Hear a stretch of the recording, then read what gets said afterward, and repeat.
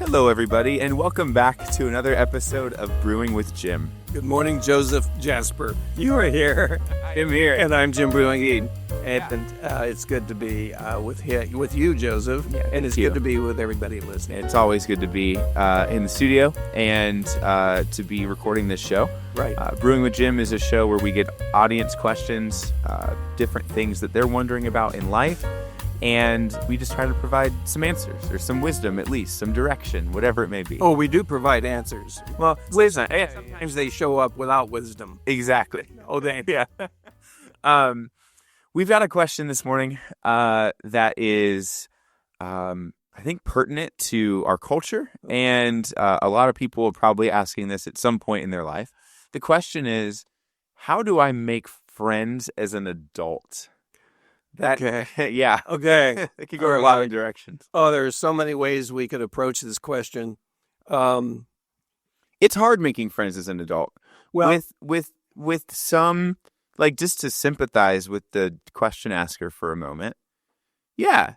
You know, unless you have kind of these built-in, and maybe this can just be the start of our answer anyway, but unless you have kind of these built-in checkpoints, like, I think, like, number one, like church in my life.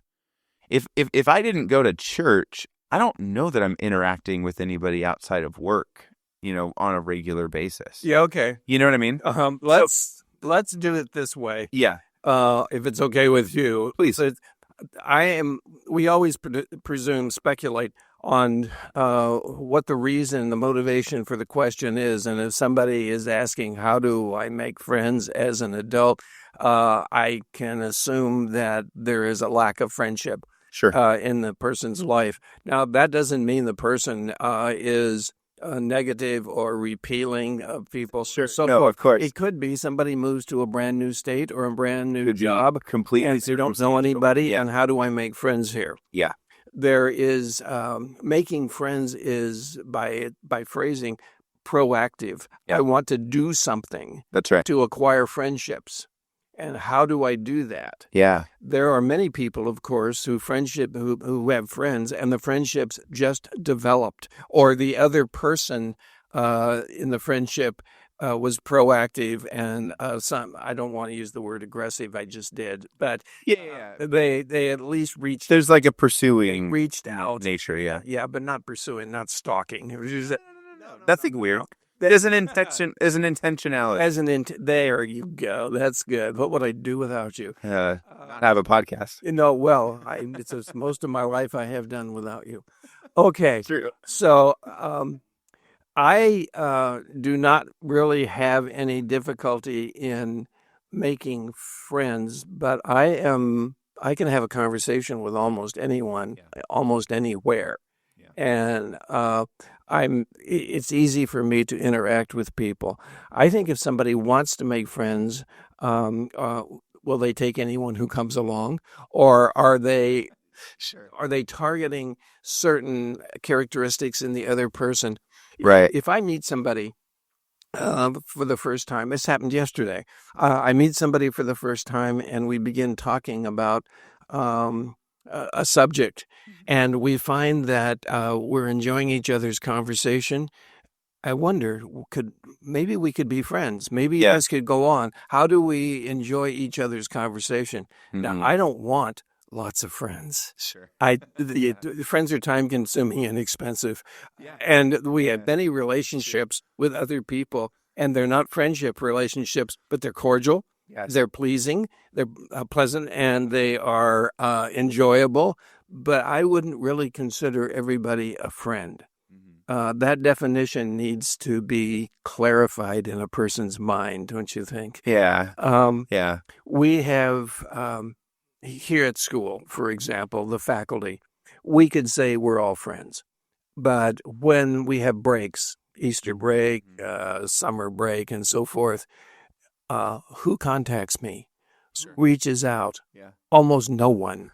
But we come back together. That's right. And we have a good time with each other. And I have faculty members here I've been to lunch with, just the two of us. Absolutely. And so forth.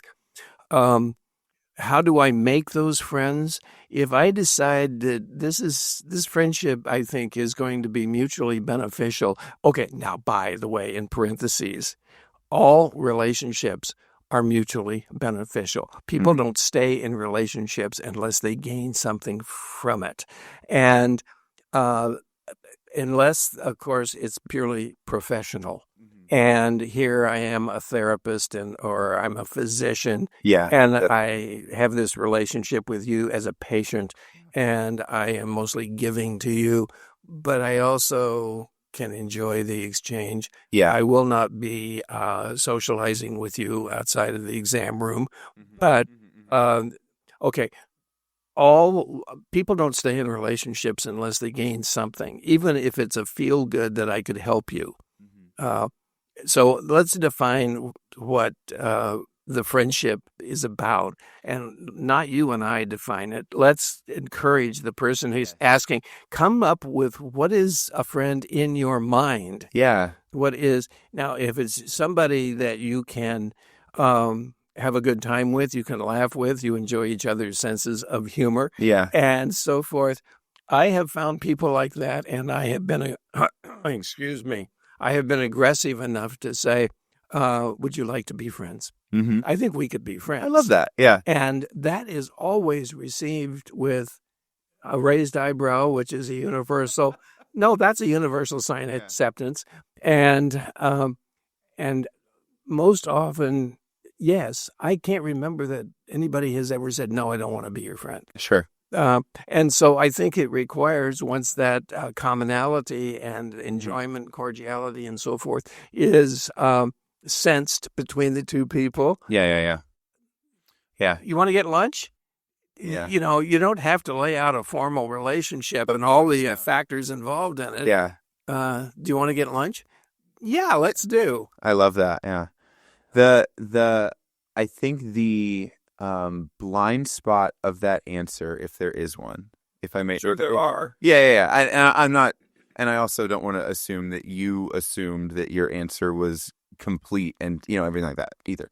But there's like the one fundamental thing about that is that it still assumes that you are coming in contact with other people. Yes. Right. It still assumes that you will run into people. And I think speaking on behalf of like my generation, people that I know, like friends that I have, that if it weren't for church, or if it weren't for a workplace or something like that, a lot of people just really don't know where to go or have the energy to go. Well, and me to develop a friendship with somebody. Is that what you're saying? Or to even run into people. They, Oh, I see. Like let's just imagine a person isn't a Christian or doesn't go to church. Put that kind of on one side of the equation. You also have, maybe they work from home. Maybe they live, by themselves. They don't have roommates. Like, there's just a couple of small characteristics that you could stack up on a person to say, wow, they really don't interact with a lot of people. You know what I mean? Yes, I do know what you mean. If you're in, we've all met them for sure.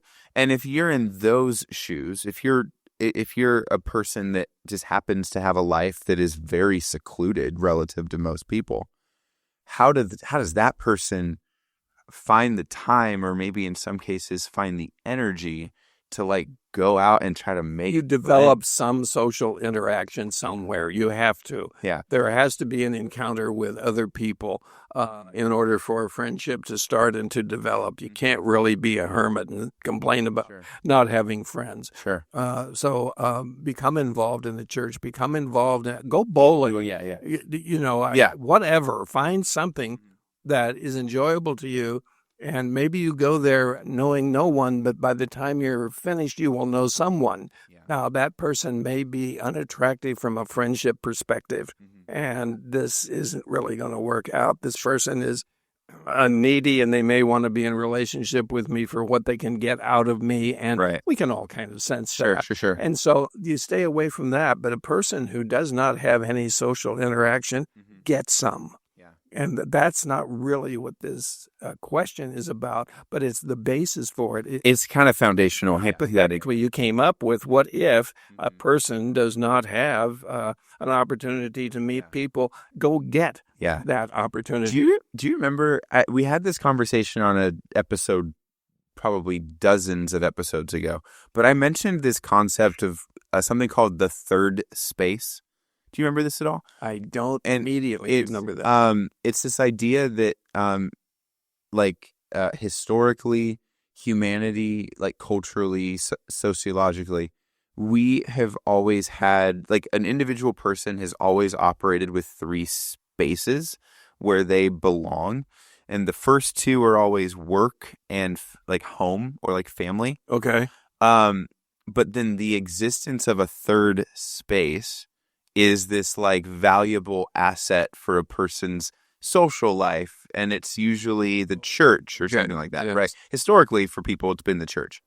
And so you belong at work. You have, those friendships. You have those acquaintances. You have those workflows and culture or whatever.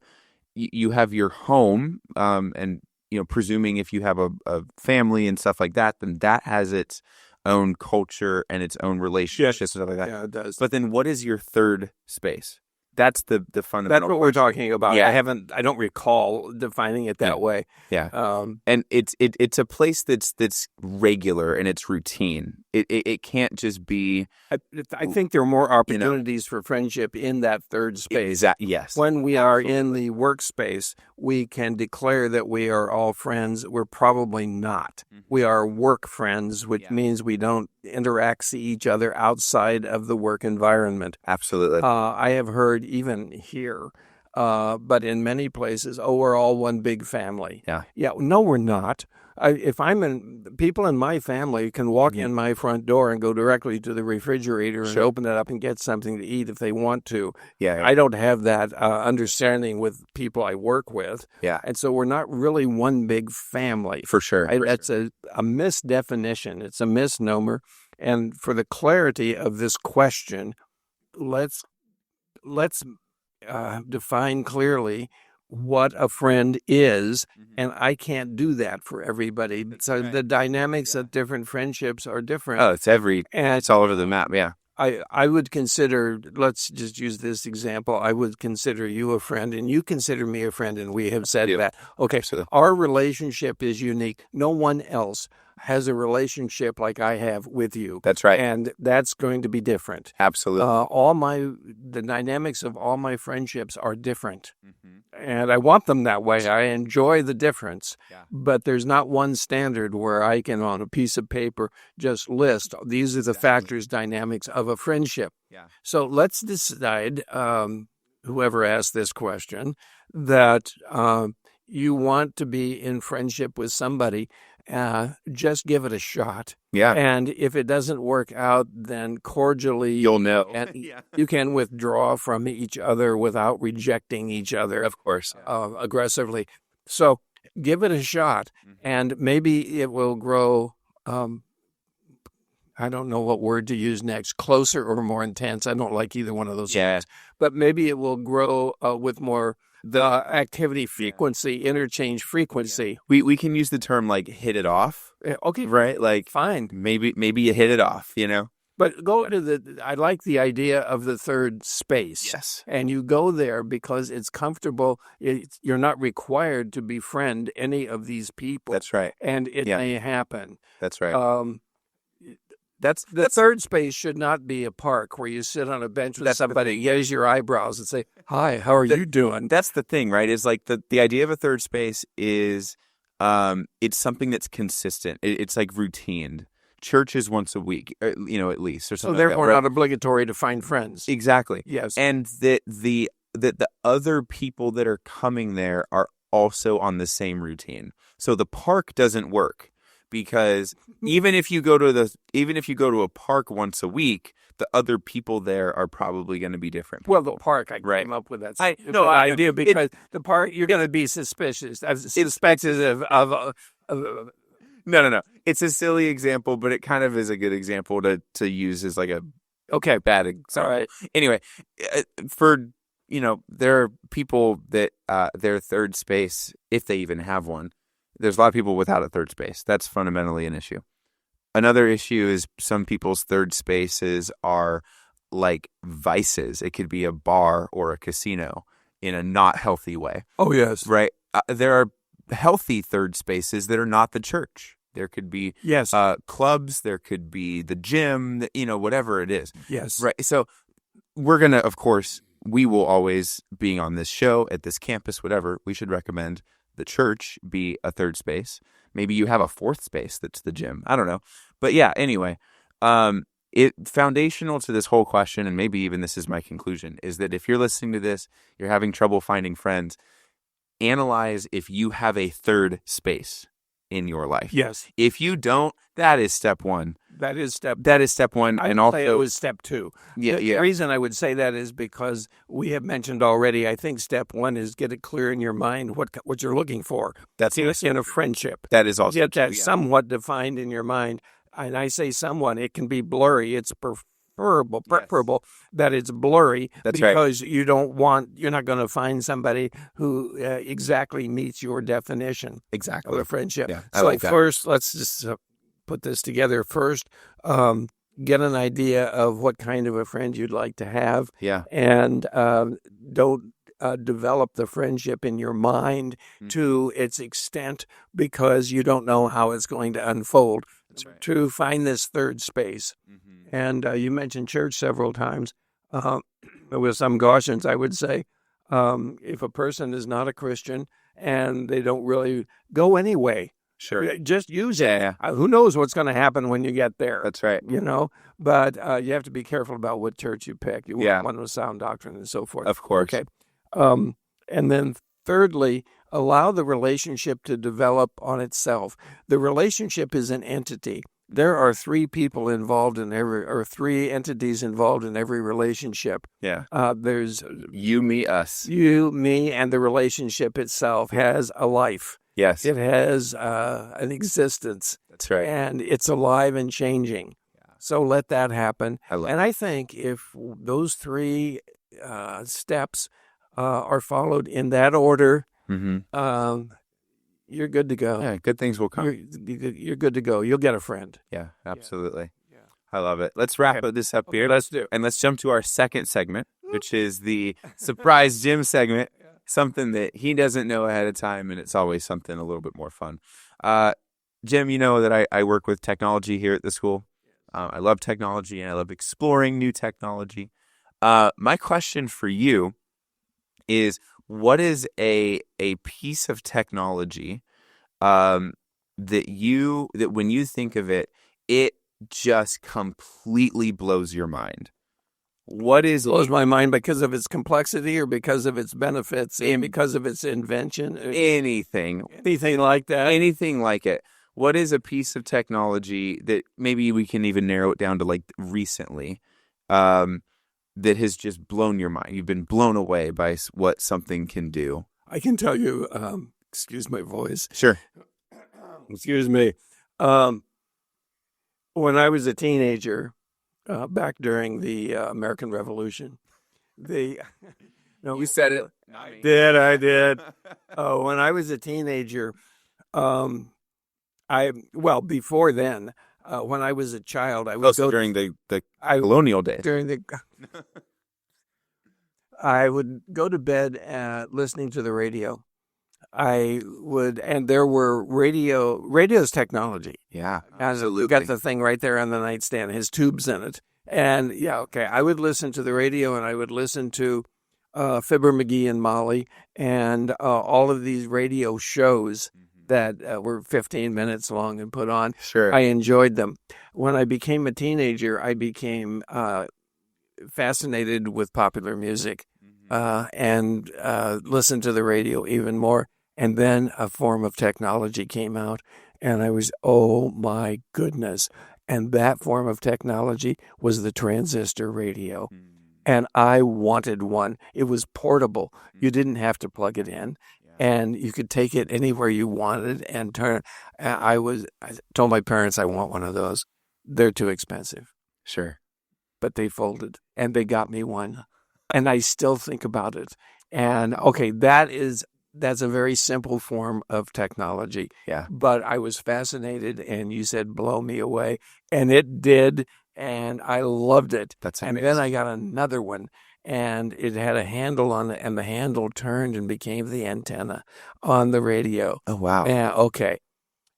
Now we fast forward to now, and there have been so many unfoldings of technology and inventions Yeah. that I am, in a sense, I'm not amazed at the new inventions anymore. I'm numb to them. Sure. But I am overwhelmed by the complexity and the ability of these things for what they can do. Mm-hmm. So when computers became available, I was in business, and Sure. Nobody had a computer, really. Mm-hmm. I could do accounting through trial balance with a pencil, and Yeah. nobody does that anymore. No. Okay, so I bought a computer, and it had the 5 1/4 disc, two of them that you would put into the thing. One was the program, the other was the data. Yeah. And do you remember that? And Oh, no. I mean, you had to learn DOS and code everything that while you were doing. Okay, that blew me away. mm-hmm. And I remember the first time I put some information into the computer, and I said, what if I make a mistake and this is in everybody's computer all over the world, and I've changed the way? And that's how ignorant I was. Sure. Okay, now we have all gone forward, and we have telephones that do everything, including you can actually have a conversation on a phone. That's Yeah, okay. And then we have all sorts of electronic devices with the television. Mm-hmm. And ours went out last night, and I couldn't get it to do anything. And I said, I'm just going to reboot the Cox box. Sure. I got up and rebooted the Cox box, and then everything worked again. Good. Okay. So I have become numb to what technology can do. We record these shows 2 or 3 months ahead of airing, I think. Sure. But we recently have experienced the invasion of the Iraq nuclear systems with the planes going over and Iran. Iran. Yeah. Iran. My mistake. Yeah. No, good thing I'm not in the Oval Office. They bombed the wrong country.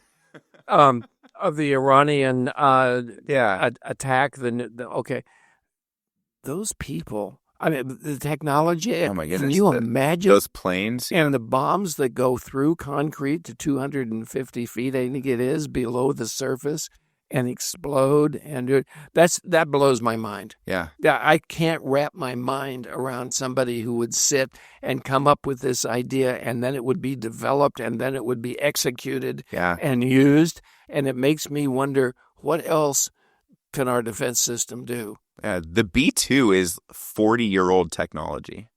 Oh, that was developed in the 80s. The stealth plane. Yeah. Yes. The B-2 Spirit was developed in the 1980s. When I was in What do they have today, One of our jobs in the Navy was to accompany on a ship to accompany ships who were cable layers. They were cable layers, and we were in places that most of the crew did not know where we were because it was top secret. I knew where we were, but I signed that I would never tell, and I won't. And we were out in the ocean and laying cable on the ocean floor. The cable on the ocean floor, this is not secret. This is well known and researchable. The cables all over the ocean floor now can detect when any vessel gets underway and what it is, and it is so precise in the way it receives the sounds. It can tell you if the engine is running correctly. That's right. There is nothing that happens on our ocean, on the oceans of the United States, of the world. Mm-hmm. There's nothing that happens on the oceans of the world the United States does not know about. It's crazy. That blows me away. Mm-hmm. And then you've got satellites that can. Holy cow! Oh, you go my car tells me turn at the mobile station. Yeah. to the right, and here you are, and you. Oh, yeah. I mean, I was even just thinking in terms of surveillance and in terms of like the ability to see what's happening on the planet. Right. And I think every square inch is covered at any given moment, and it's just a wild fact. So I don't know where the end of technology is. Mm-hmm. I can remember early moments of technology. Most people, you would know more about this than I do, but it seems that socially, most people reject new technology until they can figure it out or they can kind of use it for themselves. Sure. Now AI is the big thing, Mm-hmm. and AI, I think I'm going to reject it. I got up all the way through school without it, and I'm okay. And then some, yeah. And then some, and I'm okay. The first rejection of technology that I can remember was when we were using fountain pens in school, and we had the inkwell in the school. And have we talked about this? I think so. Okay, here comes bringing me back to my days learning about the American colonies. So it makes sense. Oh, thank you. And we all had fountain pens, Esterbrook fountain pens. John Hancock is your classmate. That was stop it. And a new invention came in. Yeah. It was the ballpoint pen. And one of the students brought a ballpoint pen to school, and the teacher said, "We're not using those. We don't know about those. That's not what we do. Sure. We write with fountain pens." Yeah.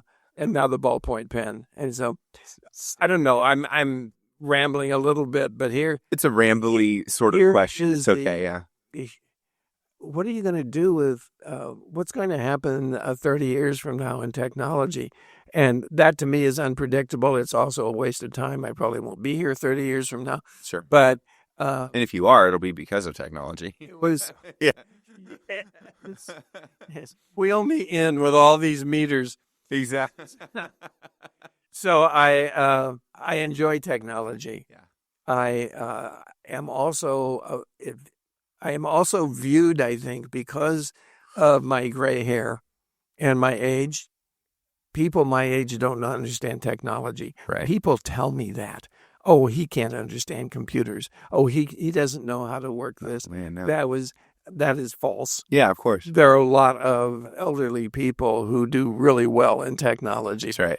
But that general opinion and prejudice, bigotry almost, sure, is present. It was your generation that invented the modern computer. Yes. It was your generation that pioneers of silicon and user interfaces and the basic building blocks of what technology is today came from people that were born in I won't say the decade, right? But say it. The 40s and the 50s, Yes. Even the 30s to some extent. Right. And so no, to assume that people with gray hair can't use computers could not be more wrong. They invented them. And that's anyway. Well, television was a big breakthrough in technology. Mm-hmm. And to my knowledge, right or wrong, television was pretty much invented in the 1940s. Sure. And color television in the late 1940s, but nobody had one. Mm-hmm. And maybe I have said this once before, but when I was a little boy, and my brother was a littler boy, my parents said we'd been invited down the street to watch a television show because somebody on you shared this before. Did I? Yeah. Well, I don't want to be hackneyed about it, but sure. We went down and watched a television show. And we had to get bathed, dressed, told how to behave, and so forth. We watched the show, and I didn't understand how that worked. I still don't understand how it works. The air around us is filled with waves of interaction that I see and don't understand. It's amazing. I remember walking home with my dad, just to be repetitive, I guess, if I've told this before, walking home with my dad and say, how did those people get in there? Yeah. How did that work? So sweet. I love it. Yeah. So yeah, technology is... Your fascination with technology started, though, I think you told me, with your dad and his Was it a hobby or in our garage, yeah. or Hobby mostly, yeah. hobby? Yeah, my dad was in construction, so he didn't have to necessarily use computers Are you blown away by some technologies? all the time. Oh, Oh my goodness. All the time, every day. by blown away, I mean amazed at the inventiveness of Yeah. it. But are you also blown away or challenged by the how does this work and how do I work it? Your approach probably is I'm going to figure this out. I'm and gonna learn figure. it. Yeah, I'm gonna figure it out. Yeah. Yeah, I am not blown away by the challenges per se, because everything to me is just a user interface problem. If I don't know how to do something, all that means is that I don't know where the button is. You know what I mean? Essentially, yes. So, that is to say, if the capability exists at all, which it may not, then that's another thing. But if the capability exists, then maybe it's just that I don't know how to use it. But it's out there and I can find it, you know? So It's a different approach. I have that approach too. But now we can go online and say, how do you do this? And here comes the YouTube that's all I do. on how you do this. But it's easier for me because I know you, as I did yesterday. Yeah. I don't know how to do this. Can you show me? Can I come to your office? And you can show me, and I could have sat there for Yeah, an hour and punched and jumped around and figured it out. for sure. But it's easier just to use the resources. Exactly. Yeah. Yeah, absolutely. Okay. All right. I love There it. we go. That's going to wrap us up today. Thank you for listening. We want to extend an invitation, as always, to all of our listeners. If you have a question or if you want to reach out to us, we have an email address set up that is brewingwithjim@gmail.com. That's it. That's it. Send us your messages. Send us your questions. Tell us where you're listening from. And we'll be looking. We check that email address all the time. So brewingwithjim@gmail.com. Okay. Yeah. Thanks, everyone. Have a good week. Talk to you later.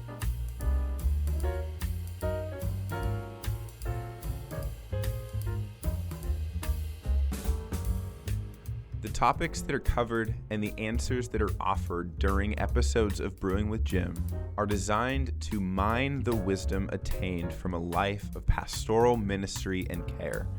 They do not constitute professional or clinical training or expertise in the areas of counseling or mental health.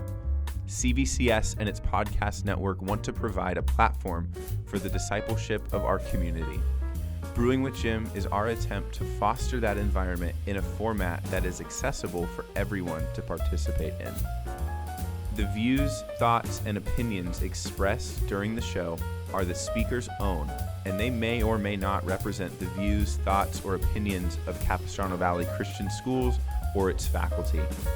The material and information presented here is for general information purposes only. This episode has been a production of the Capistrano Valley Christian Schools Podcast Network.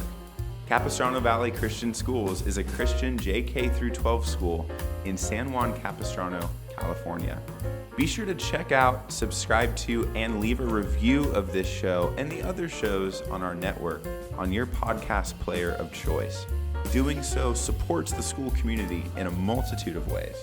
For more information about the CVCS Podcast Network or any of our other shows, check out cvcs.org or email podcasts@cvcs.org. On behalf of the whole network, this is Mr. Jasper saying thank you again for listening and stay tuned for more.